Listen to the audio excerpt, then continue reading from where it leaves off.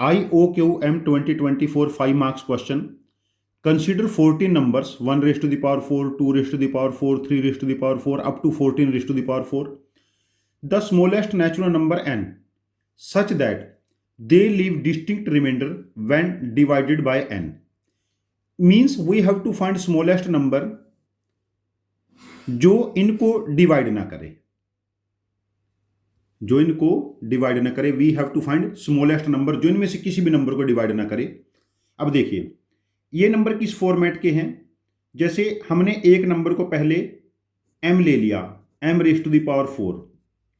ये reminder alpha leave करता है व्हेन डिवाइडेड बाय n. और एक नंबर हम लोगों ने ले लिया p raise to the power 4. ये रिमाइंडर बीटा लीव करेगा व्हेन डिवाइडेड बाय n. अब देखो जो m और p नंबर हैं ये 1 2 3 से लेके 14 तक के डिस्टिंक्ट नंबर हैं इस सेट में से. तो m प्लस p की जो वैल्यू है वो क्या हो सकती है, 3 4 से लेके 27 तक हो सकती है. अब देखिए m raise to the power 4 minus p raise to the power 4 should leave remainder alpha minus beta when divided by n. देखो यहां से इंटरेस्टिंग फैक्ट क्या है, इसके फैक्टर बन जाएंगे m माइनस p और दूसरा फैक्टर बनेगा m प्लस p और m square plus p square. हमें वो लीस्ट नंबर फाइंड आउट करना है जिसको, अच्छा यहां पर जीरो ना बने ना, जिस केस में यहां पर हमारे पास जो इसको डिवाइड ना करे. अब देखो m प्लस p की मिनिमम वैल्यू 3 है और मैक्सिमम 27 तक के तो सारे नंबर इसको डिवाइड करेंगे.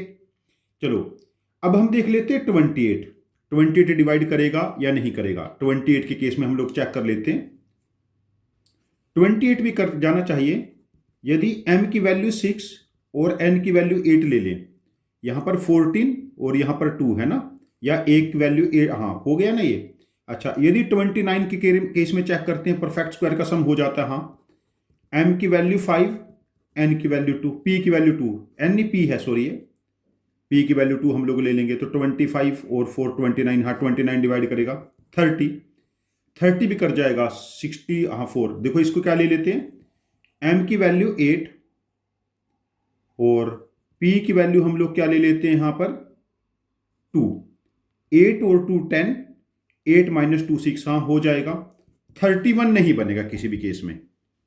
यदि m और p की वैल्यू 1 से 14 तक कुछ भी ट्राई कर लो, हम 31 नहीं बना पाएंगे. तो 31 is the least value of n जो इनमें से किसी भी नंबर को डिवाइड नहीं करेगी. तो हर केस में डिस्टिंक्ट रिमाइंडर हमारे पास आ जाएंगे. तो इस क्वेश्चन का आंसर हम मार्क करेंगे 31.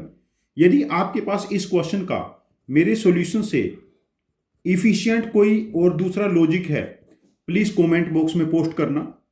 मैं आपके लॉजिक को समझूंगा, उसके ऊपर मैं एक और वीडियो बना के इस क्वेश्चन के सॉल्यूशन को रीपोस्ट करूंगा. This channel is for learning for all. Thank you very much for joining with us. Happy learning with us.